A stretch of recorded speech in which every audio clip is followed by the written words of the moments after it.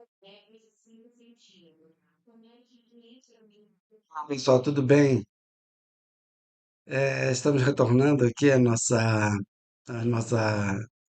gravação dos nossos vídeos aqui do canal. A gente passou aí um tempo sem gravar nenhum vídeo por conta de algumas circunstâncias, mas agora tá tudo ok, tá tudo bem, tá tudo bacana e a gente vai iniciar novamente ah, os nossos encontros. Eh, Hoje nós vamos falar um pouco de inteligência espiritual, mas antes de falar de inteligência espiritual, vamos falar um pouco de inteligência, um pouco de inteligência emocional, mais baseado nos conceitos de Daniel Goleman. Vamos falar também sobre as múltiplas inteligências de Howard Gardner. E, por fim, vamos falar, iniciar o nosso assunto aqui, que é um assunto primordial e principal aqui do nosso canal, que é a inteligência espiritual. A ideia é a gente gravar esse primeiro vídeo, mas depois continuar gravando novos vídeos para a gente ir tratando desse assunto que é incrível, que é maravilhoso e que a gente está aos poucos se apropriando dele e colocando isso no nosso dia a dia, no nosso cotidiano. E essa é a ideia. A ideia é a gente falar sobre inteligência espiritual para que todo mundo que esteja em contato com a gente, que venha aqui para o canal, também possa colocar a inteligência espiritual na sua vida, no seu cotidiano. A gente vai falar aqui um pouco de inteligência. O que é inteligência?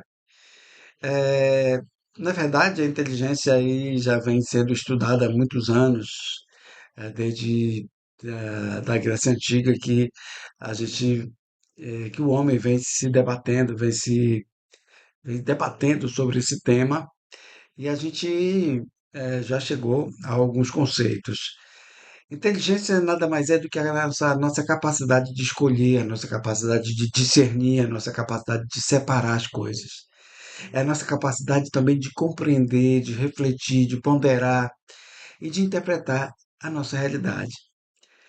É a nossa capacidade também de responder de maneira adequada às exigências que o mundo coloca à nossa frente. Nossa capacidade de planejar, nossa capacidade de resolver problemas. Então, essa nossa capacidade de escolher, de separar o que é bom e o que não é bom para nós, de separar o que é essencial daquilo que não é essencial, de separar aquilo de discernir, de distinguir aquilo que é mais vantajoso, aquilo que é mais adequado para nós ou não, isso é uma capacidade da nossa inteligência. Inicialmente, lá no início da nossa os estudos sobre inteligência espiritual, sobre inteligência de um modo geral, sobre inteligência emocional, sobre inteligência de todos os tipos de inteligência. A gente imaginava que, na verdade, lá no início, existia somente a inteligência lógico-matemática, a inteligência chamada racional. Lá no início da Grécia Antiga, a inteligência racional ou lógico-matemática é que dominava.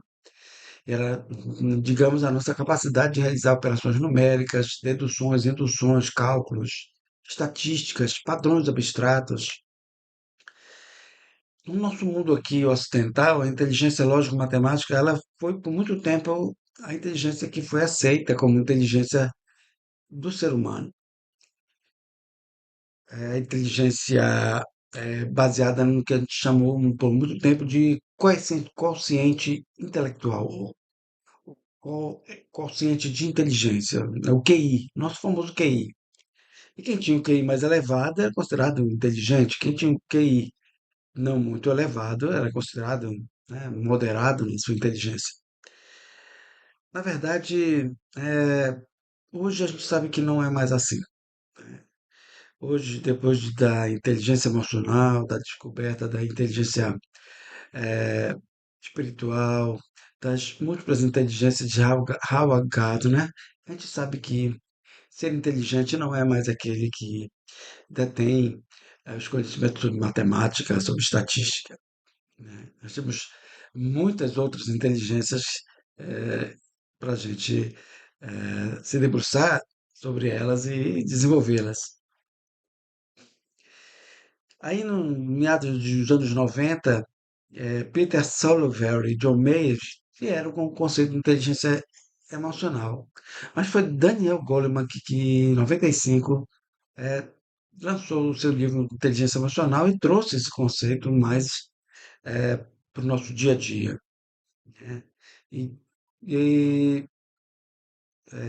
Daniel Goleman, psicólogo, escritor, jornalista norte-americano, veio e disse o seguinte: a inteligência emocional é a nossa capacidade, é a capacidade da gente identificar os nossos sentimentos, a gente identificar os sentimentos dos outros, da gente se motivar, da gente gerir bem, gerenciar bem as nossas emoções dentro da gente e nos nossos relacionamentos também.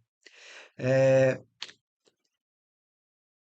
é a nossa capacidade de autoconhecer, de autogerir, fazer uma autogestão das nossas emoções, das nossas forças, das nossas fraquezas, entendendo aquilo que nos motiva, aquilo que nos frustra, a nossa autorregulação, né? Ou seja, o nosso controle, o controle dos nossos impulsos, das nossas emoções, né? A gente desenvolver estratégias para lidar com as nossas situações de estresse, para lidar com nossas situações de pressão, né? Quando a gente sofre pressão de alguma forma. E também é uma maneira da gente se motivar, né? Da gente perseverar também nos nossos objetivos, usar as nossas emoções, os nossos sentimentos ao nosso favor, impulsionando a nossa vida, o nosso desempenho, nosso relacionamento com os outros e o nosso relacionamento com a gente mesmo, né? Na nossa vida pessoal, por exemplo, quem tem controle da sua inteligência emocional melhora os seus relacionamentos, resolve conflitos, aumenta a sua satisfação, a satisfação com a sua vida, reduz ansiedade, reduz depressão, reduz problemas emocionais. Numa carreira, por exemplo, na nossa carreira, a gente tem como, através do controle da nossa inteligência emocional, a gente tem como gerenciar nossos estresses, tomar decisões mais adequadas, tomar decisões melhores e até se destacar como líder de um determinado grupo. Dentro de uma organização, de uma empresa, por exemplo, a gente pode promover um ambiente de trabalho mais colaborativo, mais produtivo, através da inteligência emocional. A inteligência emocional ela melhora as decisões, melhora o bem-estar, melhora os relacionamentos, transforma nossos relacionamentos, para que eles fiquem mais fortes, em conexões mais profundas, mais duradouras, que fazendo com que a gente tenha um ambiente mais feliz, mais saudável, e a gente possa enfrentar melhor as adversidades da nossa vida. Mas além da inteligência emocional, a gente teve agora mais recentemente, em 1983, Howard Gardner, que veio e disse: olha, nós temos inteligência racional, inteligência emocional, mas também temos outras inteligências. E aí ele veio com o conceito de inteligência linguística, inteligência espacial, inteligência físico-sinestésica, inteligência interpessoal, inteligência intrapessoal, inteligência musical e inteligência naturalista. Olha só quantas inteligências nós temos, e hoje isso já está aprovado cientificamente, que nós temos todas essas inteligências e que essas inteligências elas estão mais, mais potentes, têm mais potencial em algumas pessoas, mais do que outras. Por exemplo, a inteligência linguística é muito própria de escritores, por exemplo, de poetas. A inteligência espacial, por exemplo, que é muito própria de engenheiros, arquitetos, é a capacidade de você entender melhor as questões de espaço, de medida. A nossa inteligência físico-sinestésica ou corporal sinestésica, que é aquela capacidade de da gente lidar melhor com o nosso corpo, com as nossas capacidades, com a nossa capacidade física, muito própria de ginastas, de lutadores, por exemplo. A nossa inteligência interpessoal, que é aquela inteligência que a gente, eh, que nós temos habilidade de lidar com pessoas, de nos relacionarmos, com pessoas, da gente se relacionar com pessoas e ter a capacidade e habilidade de lidar com relacionamentos. A nossa inteligência intrapessoal, que é a nossa capacidade, a nossa habilidade de lidar com os nossos próprios problemas, nossos próprios medos, nossas próprias, eh, nossos próprios problemas pessoais, nossa ansiedade, nossa, nossos problemas mentais, nossos problemas eh, do dia a dia, no cotidiano. A gente ter a habilidade de lidar com esses problemas, solucionar esses problemas, é uma habilidade que de quem tem uma inteligência intrapessoal muito elevada. A inteligência musical, que é aquela inteligência de pessoas que têm uma habilidade de lidar com notas musicais, com o canto, com instrumentos musicais, tocar um instrumento musical. Essas pessoas que têm essa habilidade mais elevada são pessoas que têm uma inteligência musical mais eh, aguçada, né, em si próprio. E a inteligência naturalística, é aquela capacidade, aquela habilidade de algumas pessoas têm, que algumas pessoas têm de catalogar aquilo que está no ambiente. Por exemplo, o botânico, o biólogo, são pessoas que têm uma capacidade naturalista muito mais aguçada do que pessoas com outras habilidades. Então, assim, essas inteligências elas são mais desenvolvidas em determinadas pessoas, né? Por exemplo, aquele que lida muito com questões espaciais, como por exemplo o próprio mestre de obras, ele tem uma inteligência espacial muito elevada, relativamente elevada ou muito elevada, porque ele sabe lidar com as questões de medidas, de espaço, de tempo também, né, de uma série de outras habilidades que o colocam numa situação de ser uma pessoa que é, trazida para fazer trabalhos arquitetônicos, trabalhos de construção, né, construção civil e por aí vai. É muito interessante essa questão das múltiplas inteligências de Howard Gardner, né, porque a gente percebe, né, mesmo que algumas pessoas têm habilidades até desde muito cedo, né?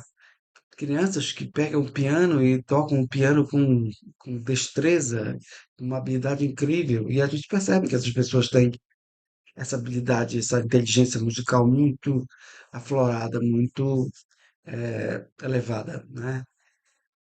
E é interessante a gente perceber que nós temos múltiplas inteligências e que nós somos capazes de fazer coisas incríveis. E além de todas essas inteligências, a inteligência emocional, a inteligência racional também, que é uma inteligência lógica, matemática, além de todas essas inteligências, nós temos também a inteligência espiritual, que mais recentemente, aí na década de 90, Dana Zohar e Ian Marshall apareceram com esse conceito na Universidade de Oxford, eh, dizendo, olha, nós temos também a inteligência espiritual, que é uma inteligência que permite a gente lidar com coisas da nossa mente, do nosso espírito, de uma forma muito mais adequada, muito mais inteligente, de uma forma muito mais inteligente mesmo, fazendo com que essa inteligência possa fazer com que a gente melhore a nossa vida pessoal, os nossos relacionamentos com as outras pessoas. Dana Zohar e Marshall disseram, olha, nós temos ondas eletromagnéticas com oscilações de 40 Hz no nosso lobo temporal, né? Essas oscilações elas se dão em momentos de profunda meditação, de profunda oração. Nesses momentos, a gente ativa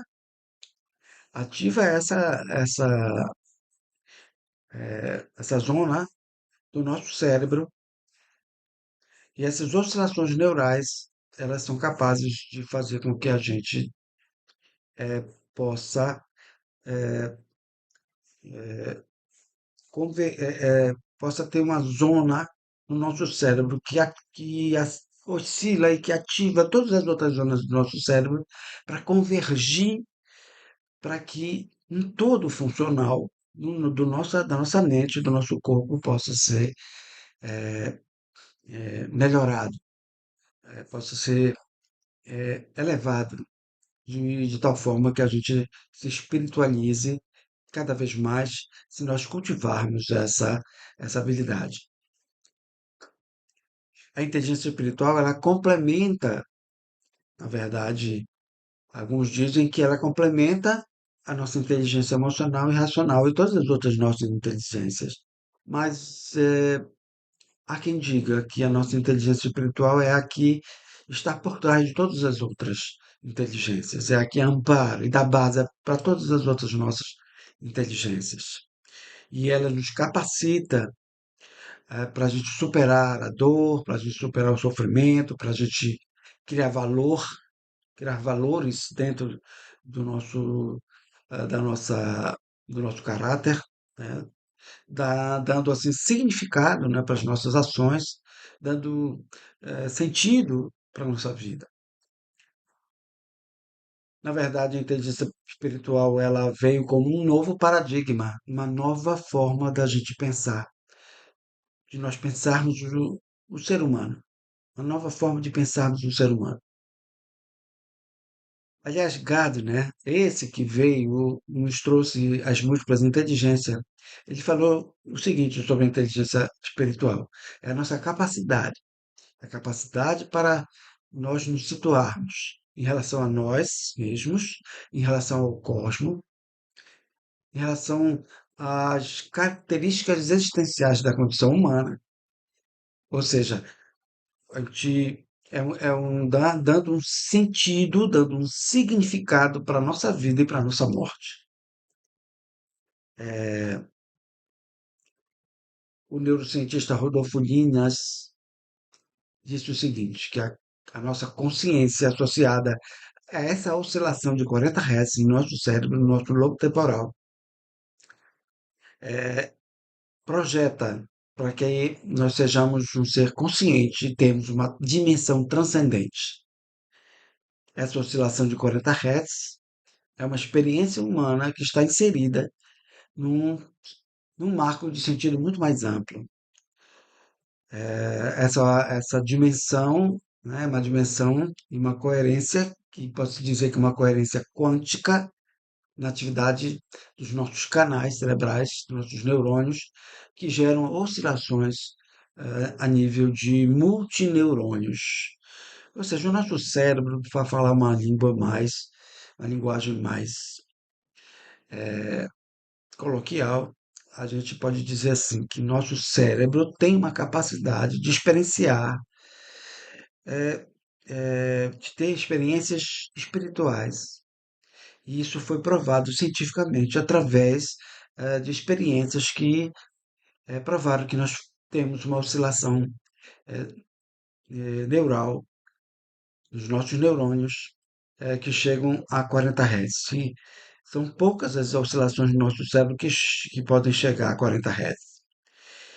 E essa medida, ela prova cientificamente que nós temos essa inteligência. Essas oscilações, elas dão unidade às nossas percepções.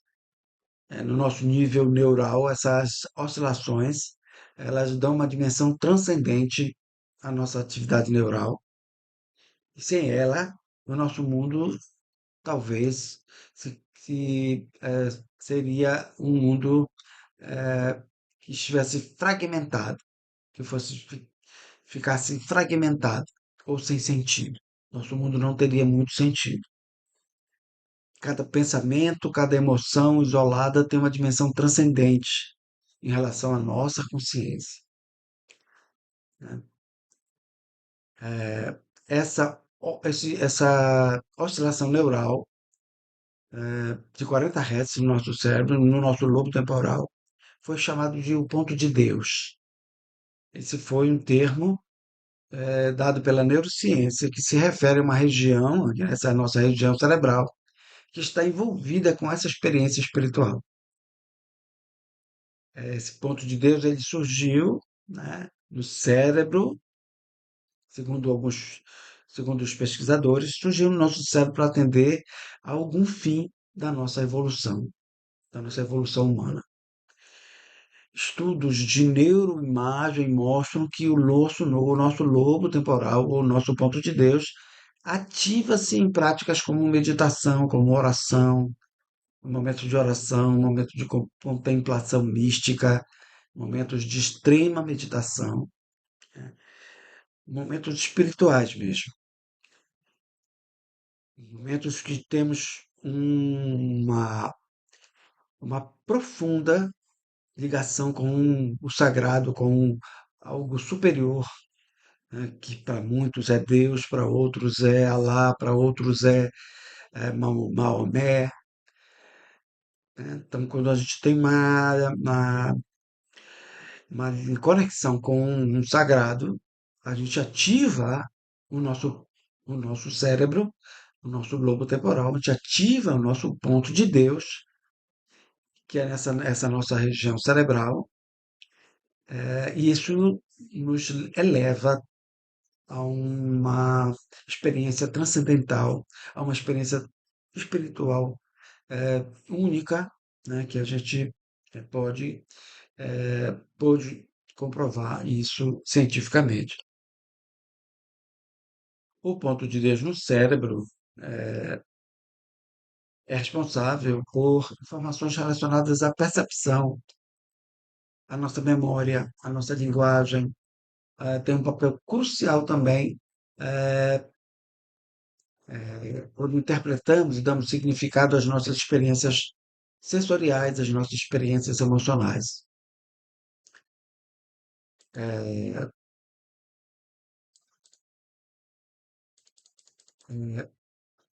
esse ponto de Deus também, essa ativação do nosso ponto de Deus, cria conexões, cria conexões entre diferentes informações sensoriais, fazem com que a gente tenha uma sensação de integração com o universo que está ao nosso redor. Além disso, a gente pode perceber também, deixa eu só ajeitar aqui minha. A gente pode perceber também uma atividade, né, no ponto de Deus, que ela tende a aumentar com práticas que envolvem a concentração na respiração, pode levar a estados alterados de consciência, sensação de paz, sensação de leveza, de calma, de conexão, com o divino, sensação de que estamos diante de algo extremamente espiritual, de algo extremamente transcendental. Na verdade, essa questão transcendental é fundamental quando a gente analisa a nossa inteligência espiritual. Então, é uma percepção de uma presença, da presença de algo sobrenatural, de algo transcendente. Quando, por exemplo, a gente faz uma leitura de um texto sagrado, quando a gente está diante também de um ritual religioso dentro eh, da nossa religião, a gente ativa essa região, a gente ativa o ponto de Deus.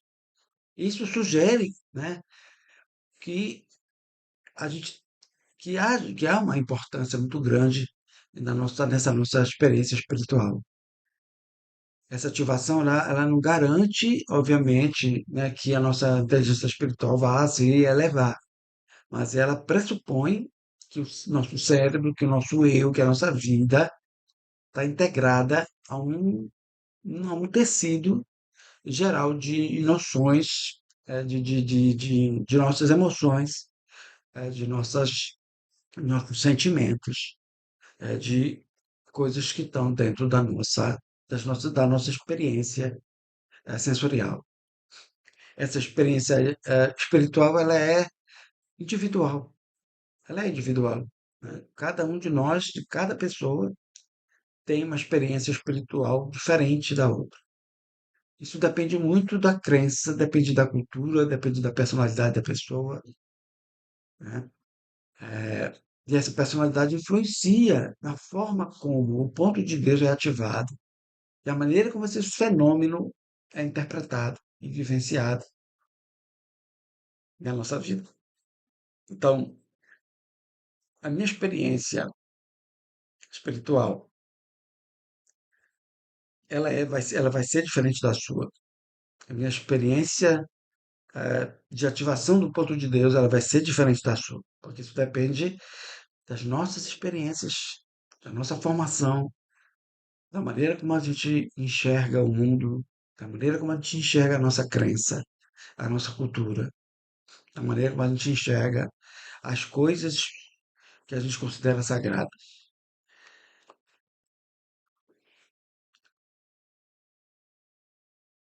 A gente pode entender melhor, né, esses mecanismos, né, neurais, né, a nossa experiência religiosa, a nossa experiência espiritual, fornecendo alguns insights sobre a natureza da consciência, a natureza da emoção, a natureza, né, a atribuição de um significado para as coisas que a gente vive, as coisas da nossa experiência de vida, né?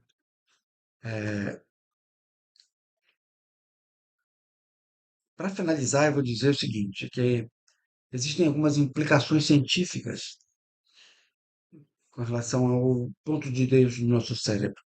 Essas pesquisas, elas podem contribuir para o desenvolvimento de terapias para promover o bem-estar psicológico das pessoas, o bem-estar espiritual das pessoas. Pode lançar luz sobre a evolução da mente humana, pode ter uma predisposição para experiências sobrenaturais, experiências transcendentais, experiências de conexão com o sagrado, com o divino. Existem uma série de implicações científicas que podem advir dessas experiências espirituais, dessa nossa experiência relacionada à ativação do nosso ponto de Deus no nosso cérebro. Essa é uma explicação inicial sobre inteligência espiritual. A gente vai ficar por aqui, mas a gente vai continuar no próximo vídeo e vamos nos aprofundar nesse tema para que a gente possa explicar melhor, explicar com mais detalhes o que vem a ser a inteligência espiritual, como é que a gente pode cultivar essa experiência, né? Cultivar a nossa inteligência espiritual, para a gente elevar o nível da nossa inteligência espiritual, para que a gente possa se tornar eh, uma pessoa cada vez mais espiritualizada. A gente fica por aqui e a gente se vê no próximo vídeo.